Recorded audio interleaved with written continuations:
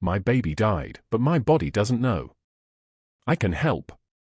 Emma's hands trembled as she pressed the cold cloth against her chest. The pain was unbearable. Her breasts were swollen, hard as river stones, leaking milk that no baby would ever drink. 3 weeks. 3 weeks since she'd held her daughter's blue, silent body. 3 weeks since the midwife had whispered, sometimes God takes them before they even breathe. But her body didn't know that. Her body still believed her baby was alive, still made milk, still ached to feed a child that was buried in the town cemetery under a marker that simply read, baby. Girl, gone too soon. Emma sat in the cramped attic room of her sister's house, biting her lip to keep from crying out. Downstairs, she could hear her brother-in-law's voice rising. How much longer, Margaret? She's been here a month, eating our food, taking up space, contributing nothing. Thomas, please. She just lost, I know what she lost, Thomas snapped. But we have our own children to feed, our own mouths. She needs to find work. Find somewhere else to go. Margaret's voice dropped to a pleading whisper. Where would she go? She has no money, no husband. No, that's not my problem. Emma closed her eyes. She'd heard this conversation 3 times this week. Each time, Thomas's patience grew thinner. A soft knock on her door, and Emma quickly wiped her face. Come in, sweetie. 7-year-old. Lucy slipped inside, her little face worried. Behind her, 5-year-old Samuel peeked through the doorway. Mama said you're sad again, Lucy whispered. Emma forced a smile. I'm all right. Is it because your baby went to heaven? Samuel asked, his voice innocent and devastating. Emma's throat tightened. Yes. Lucy climbed onto the bed beside her. Does it hurt when babies go to heaven? Yes, Emma whispered. It hurts. Very much. Will you get another baby? The question stabbed through her. Emma pulled Lucy close, tears spilling down her cheeks. I don't know, sweetheart. I don't know. Samuel wrapped his small arms around her neck. We love you, Aunt Emma. Even if you're sad.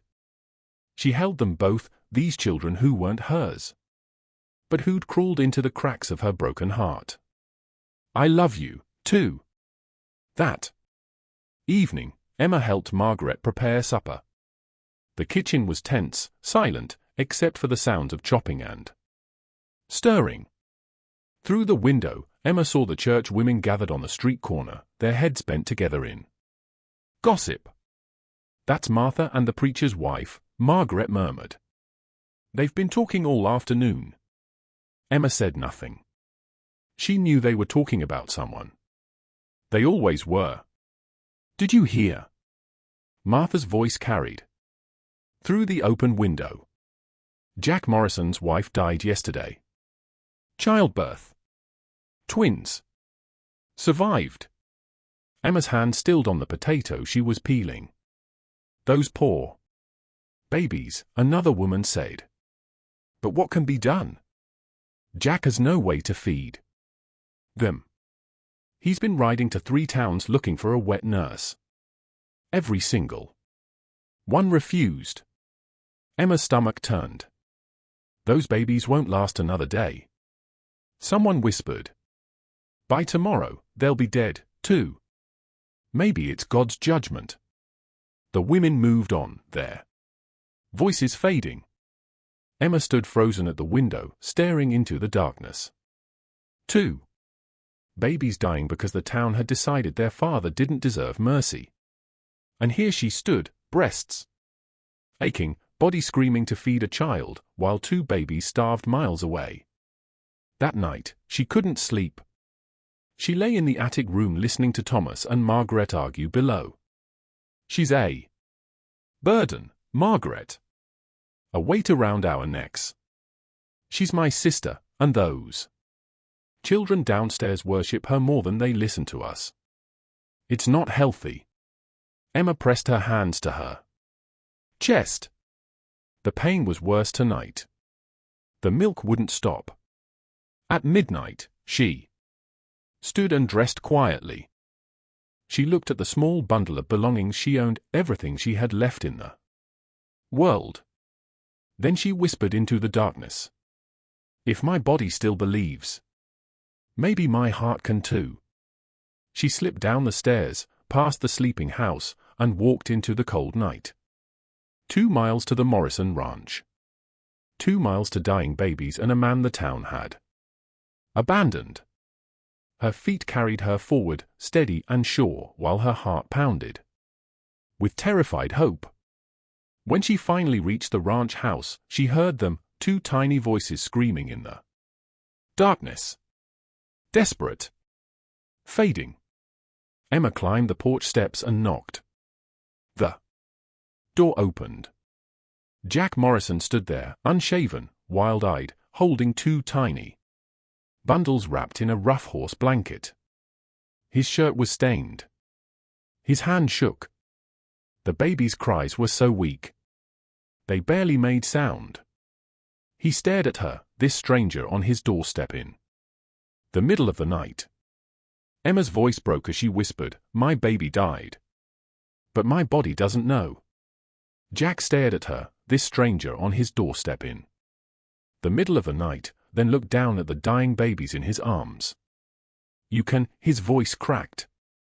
"You can nurse them." "I don't know," Emma whispered. "But I have to try." He stepped aside. The house was dimly lit by a single oil lamp. Dishes piled high. Baby blankets scattered, the desperate chaos of a man drowning. Jack handed her the first baby, a boy so small he barely filled her arms. His lips were gray, he's breathing shallow. "This is Samuel," Jack murmured. Emma's throat tightened. Her nephew's name. She sat in the old rocker by the fire, unbuttoned her dress, and brought Samuel to her breast. Nothing happened. He was too weak to latch. "Please," she whispered, tears falling. "Please, baby, try." She squeezed gently. A drop of milk appeared. She rubbed it across his lips. His tongue moved, tasting. Then finally, he latched. Emma gasped. Relief washed through her as the ache in her chest eased, and Samuel began to drink. Weak at first, then stronger. Jack dropped to his knees beside her, pressing his forehead to the chair, weeping silently. When Samuel's sucking slowed and he drifted to sleep, color back in his cheeks, Emma looked up. "The other one," she said softly. Jack lifted the second baby, a frail little girl with Sarah's dark hair. Grace. Grace latched. Immediately, drinking hungrily. Emma rocked slowly, watching this tiny life pull strength from her body. Jack sat on the floor, staring at them as if he couldn't believe they were still breathing. "I thought I'd lost them," he said hoarsely. "I thought God was taking everything." Emma said nothing. What could she say? They sat in silence as night stretched on. Emma nursed them both, Samuel, then Grace. Grace, then Samuel, until dawn. By morning, both babies slept peacefully, cheeks pink, breathing steady. Jack looked at her, face hollow with exhaustion and gratitude. "Stay," he whispered. "Please. I'll give you your own room. Pay you wages. Just don't leave them." Emma looked down at the sleeping babies. These fragile lives had given her body purpose again.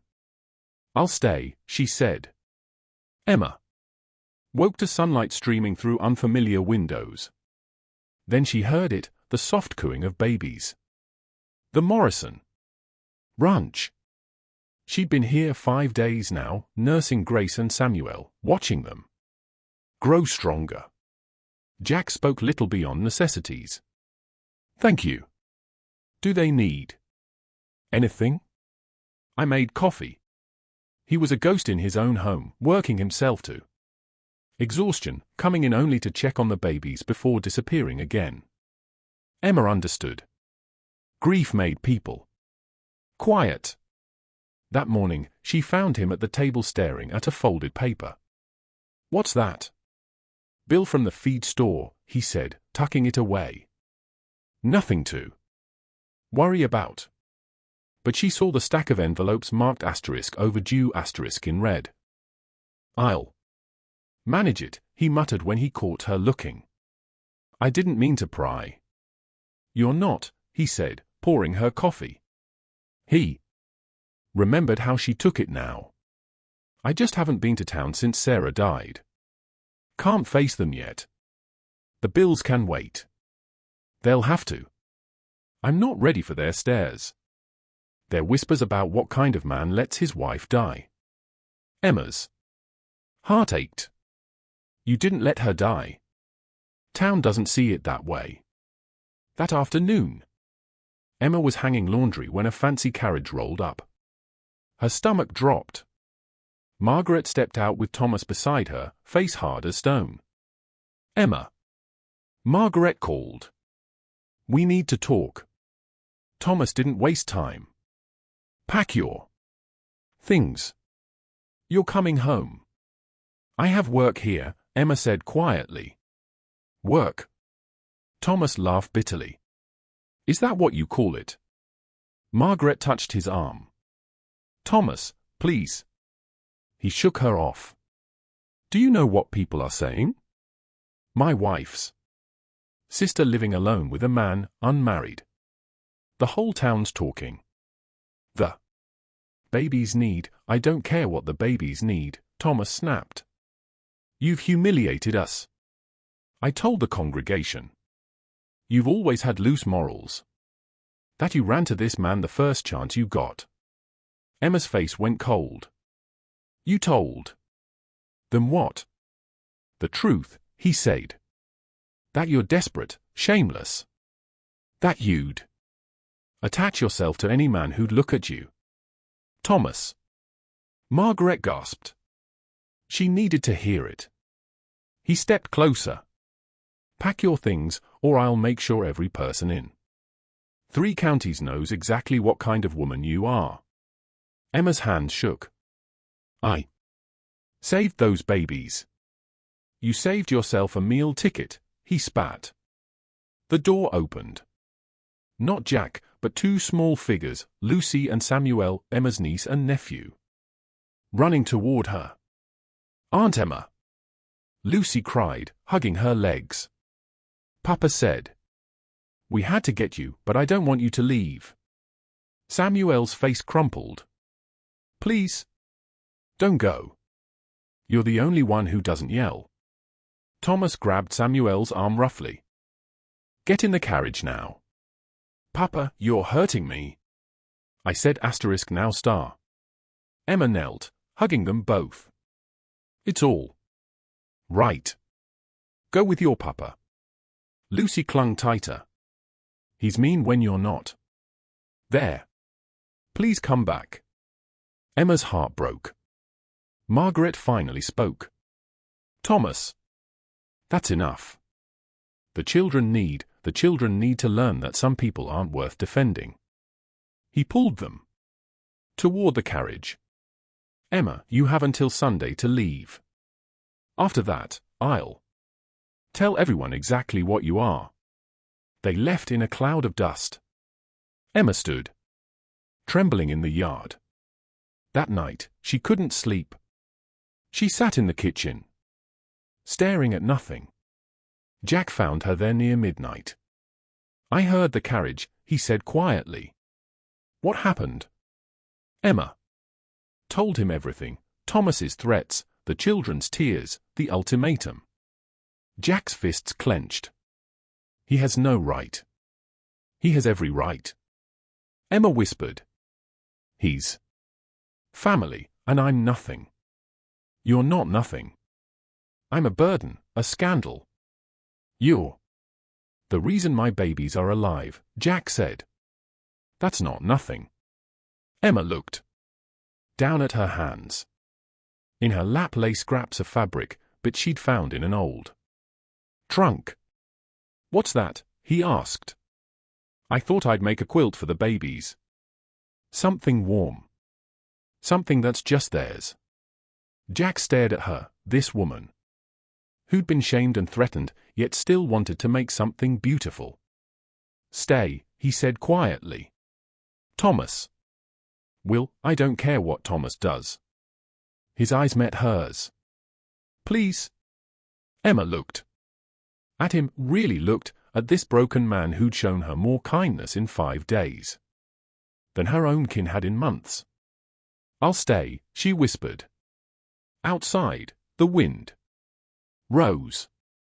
Inside, Emma began to sew, piece by piece, stitch by stitch, building something whole from broken things. Emma had been at the Morrison Ranch for 6 weeks, and the world had softened around her. The babies were thriving, pink and round, their tiny hands always reaching. Grace had learned to laugh, a sound that made even the horses lift their heads. Samuel slept with one fist curled against his cheek, dreaming his baby dreams. Life had found a rhythm again. Not through comfort, but necessity. Every morning, Emma swept the porch, milked the cow, and hung the laundry while the wind carried the smell of wet earth. Jack rose before dawn, tending fences and cattle, always moving, always silent.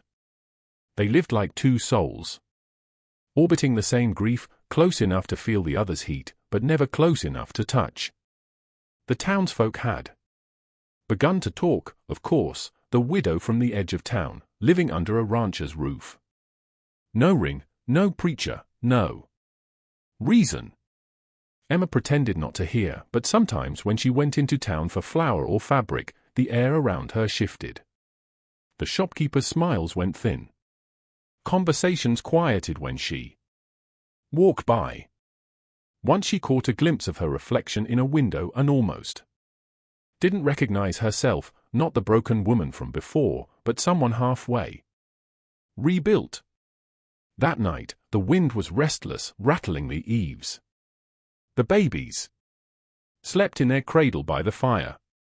Emma sat sewing by lamplight, her fingers moving without thought. Jack was by the door, mending a saddle strap, his jaw shadowed by days of work and worry. You don't have to keep fixing things at this hour, she said softly. He didn't look up.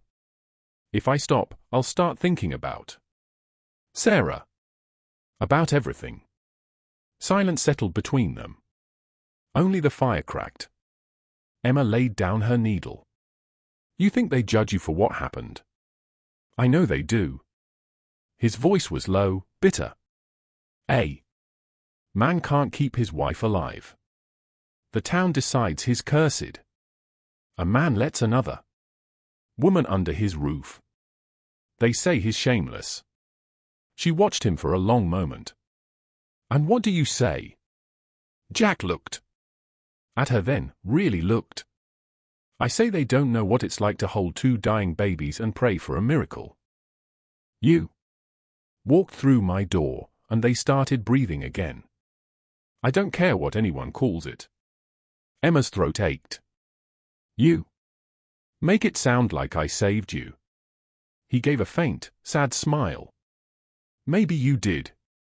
The words lingered between them, fragile as glass.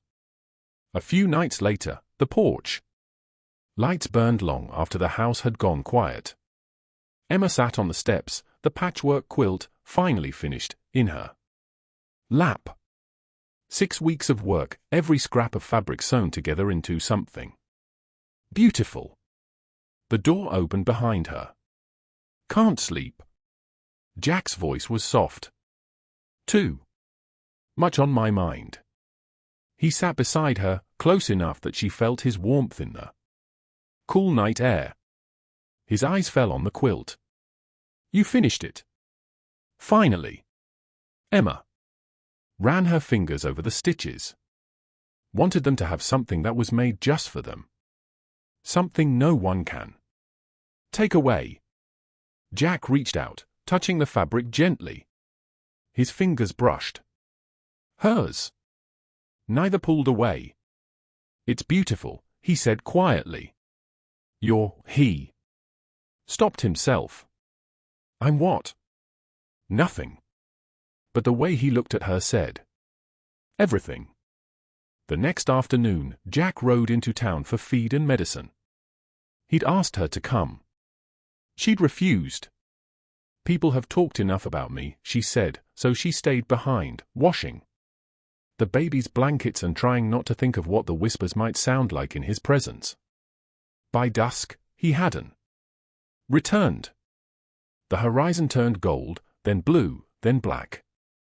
Emma stood on the porch, hands twisting the edge of her apron. When the wagon finally appeared, she exhaled a breath she hadn't realized she was holding. But one look at Jack's face told her something had happened.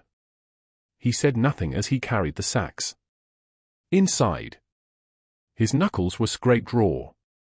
Jack, she whispered. Just a fool who thought my family was his to insult, he muttered. She frowned. Thomas. Thomas. His words, in other men's mouths. He poured himself a drink with shaking hands. Emma moved to take the cup. You can't fight the whole town. I don't need to, he said. Just need to make sure they never forget whose roof they're talking about. She wanted to be angry, to tell him he was reckless. But when she looked at him, dust in his hair, blood on his hand, and something fierce burning in his eyes, she couldn't. You defended me, she said quietly. He looked up. You didn't deserve to be spat on. No, she said. But I didn't deserve to be defended either. Jack blinked. Confused. Emma smiled faintly. It's been a long time since anyone thought I was worth that much. That night, when the house fell silent, Emma stood at the baby's cradle. Grace's tiny fingers curled around hers. Samuel's breath rose and fell against her arm. Behind her? Jack lingered in the doorway, watching. You should sleep, she said softly, not turning. I will. Thank you for what you did in town. He nodded. Didn't do it for thanks. I know. She finally faced him. The firelight caught the lines in his face, the weariness, the stubbornness, the goodness underneath it all. He stepped closer, just enough for her to feel his warmth. Emma, he said, her name quiet, like a prayer. Yes? He hesitated. Sometimes I think you'll leave when the babies don't need you anymore. Her heart clenched. Sometimes I think you only want me because they do. They both froze, startled that they'd said the same truth in different ways. Jack swallowed. That's not, Emma shook her head. You don't have to explain. She turned back to the cradle, her voice breaking. I came here because I needed to feel useful again. I stayed because I didn't want to feel empty anymore. But maybe that's not love. Maybe it's just two broken people trying to fill the same silence. Jack's hands curled into fists at his sides. He wanted to tell her she was wrong, that she was everything, but the words stuck. Finally, he said, if you ever do leave, I hope you take something with you that was worth staying for. Her eyes shone. I already have. He left before she could see his face. She stood in the flickering firelight, listening to the babies breathe, whispering, he thinks I'll leave when they don't need me. I think he only keeps me because they do. Outside, the wind rose again, carrying the scent of rain and the weight of words neither of them were brave enough to say. The woman arrived on a Tuesday morning in a polished carriage, wearing black silk and perfect posture. Emma was in the garden, dirt under her fingernails, hair falling loose from its bun. She looked up at the sound of wheels and felt her stomach drop. The woman was beautiful, elegant, everything. Emma wasn't. Jack emerged from the barn, wiping his hands on his work pants. He stopped when he saw the carriage. A well-dressed man stepped down first, Deacon Williams from the church, then helped the woman descend. "Mr. Morrison," the deacon called out, his voice carrying across the yard. "Might we have a word?" Emma stayed frozen in the garden, watching. Jack glanced toward her once, then walked to meet them. "This is Mrs. Catherine Westfield," the deacon said. "Recently widowed herself. She's come all the way from Silver Creek." Mrs. Westfield extended a gloved hand. Her smile was practiced. "Perfect. Mr. Morrison, I've heard about your situation." "My situation?" Jack's voice was flat. "Your twins," she corrected smoothly. "Such a tragedy, losing their mother. But I understand you found temporary help." Emma's face burned. She knew exactly what temporary meant. "Miss Emma has been caring for my children for 7 weeks, Jack said carefully.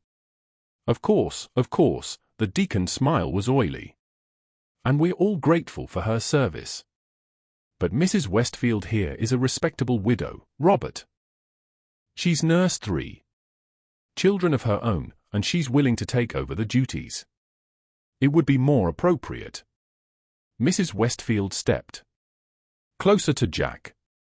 "I know how difficult it must be, Mr. Morrison, raising twins alone, having to rely on unsuitable arrangements." Her eyes flicked toward Emma, dismissive. "I can provide proper care and proper appearances."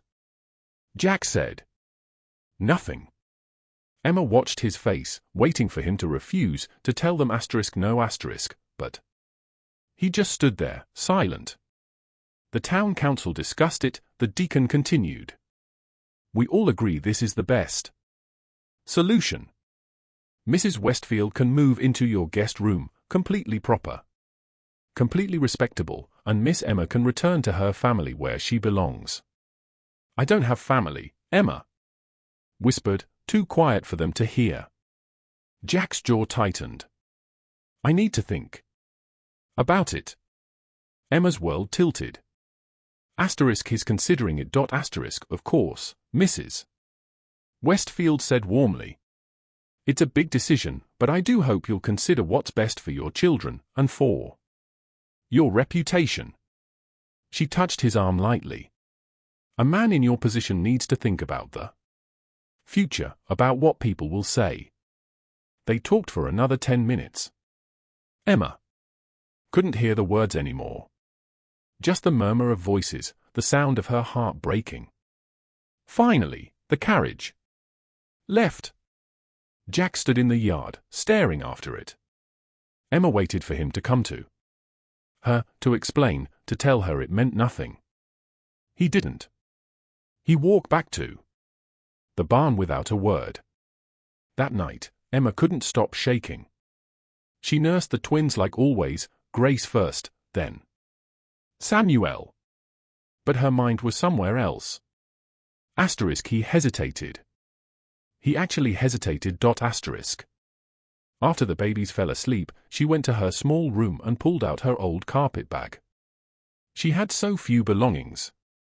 One extra dress, her mother's hairbrush, the Bible with her daughter's name written inside. It fit easily. She was folding her nightgown when Jack appeared in the doorway. "What are you doing?"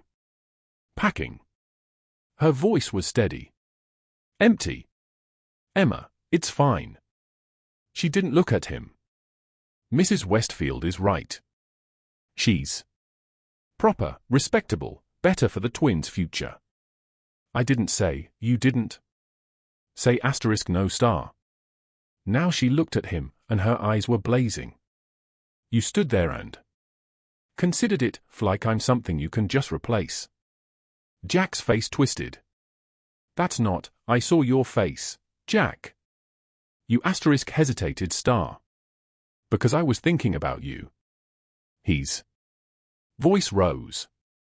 About what this town is doing to your reputation. About Thomas spreading lies. About how much easier it would be with someone proper. Emma's voice cracked. Someone who doesn't come with scandal. Someone the town approves of. That's not what I was thinking. Then what asterisk were asterisk you thinking? Jack opened his mouth, closed it.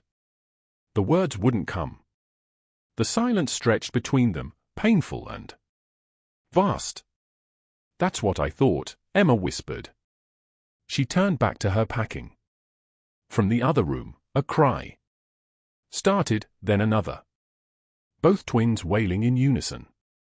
Emma rushed to them. They were tangled in the patchwork quilt, their faces red and furious. She picked up Grace, but the baby arched away from her, crying harder. Samuel did the same, pushing at her shoulder, inconsolable. Sure, Emma whispered, tears streaming down her face. Please, babies, please. But they wouldn't calm. They cried and cried, as if they knew, as if they understood she was leaving. Jack stood in the doorway, watching Emma try desperately to soothe them while falling apart herself. Grace grabbed a fistful of the quilt and wouldn't let go, screaming. Samuel's little fist clutched Emma's collar. They asterisk no asterisk, Emma sobbed. They know I'm leaving them. Jack's chest felt like it was caving in. He watched. Emma, this woman who'd saved his children, transformed his home, somehow stitched his broken heart back together. Crying while his baby screamed in her arms. And he realized, with stunning, terrible clarity, asterisk I'm about to lose her asterisk not because the town demanded it, not because Mrs. Westfield was more proper, but because he'd been too afraid to fight for her, too worried about appearances, too scared to say the words that mattered. Asterisk I love you. Don't go. Stay with me. Asterisk Emma finally got the twins to quiet, exhausted against her shoulders. She stood slowly, still, holding them, the quilt trailing on the floor. I'll leave in the morning, she whispered without looking at him. Mrs. Westfield can start tomorrow afternoon. The twins will adjust. She carried them to their cradle, laid them down gently, tucked the quilt around them. Then she walked past Jack to her room and closed the door. Jack stood alone in the darkened house. Outside, the wind howled. Inside, everything was breaking. You made the right choice, the matron had said when Emma arrived that morning, bag in hand. A woman must think of her reputation. Mrs. Westfield is there now, proper, respectable, everything as it should be. Everything as it should be. Emma stared at the cracked ceiling and wanted to die. Her arms felt empty. Her chest ached. Her heart was a raw, bleeding wound. Asterisk Grace's tiny hand on my cheek. Samuel's sleepy sigh against my shoulder. The way they both reached for me in the dark. Asterisk all of it, gone. Emma worked in the boarding house kitchen, hands moving automatically, peeling potatoes, washing dishes, asterisk existing star. Through the window, she heard the church women gossiping. Mrs. Westfield is settling in nicely at the Morrison Ranch, much more appropriate. Finally, some propriety restored. Emma's hand stilled in the washwater. Asterisk are the twins eating? Are they sleeping? Does Grace still fight her afternoon feeding? Asterisk that night, alone in her room, Emma's milk came in so painfully she sobbed into her pillow. Her body didn't understand. It still believed she was a mother. But I'm not. I never was. They were never mine. Emma was hanging laundry when she heard it, crying. Desperate. Heartbroken. Wailing. Two voices she'd know anywhere. She dropped the sheets and ran to the window. Jack stood in the street below, holding both twins. His face was haggard, desperate. The babies were screaming, faces red, bodies arching away from him. Emma flew down the stairs, bursting through the front door. Jack! He looked up, and the relief in his eyes nearly broke her. They won't eat, he said hoarsely. Mrs. Westfield tried everything. They just cry for 3 days. Emma, they're starving themselves. Emma reached for Grace instinctively. The baby's crying stopped the instant she touched her. Little hands clutching Emma's dress. Inside, Emma whispered, "Bring Samuel." The boarding house women gathered in the hallway, watching as Emma sat in the parlor and unbuttoned her dress. Grace latched immediately, drinking desperately. Emma's tears fell onto the baby's dark hair. "Oh, sweetheart. Oh, my sweet girl." Jack knelt beside her, holding Samuel, who whimpered and reached for Emma.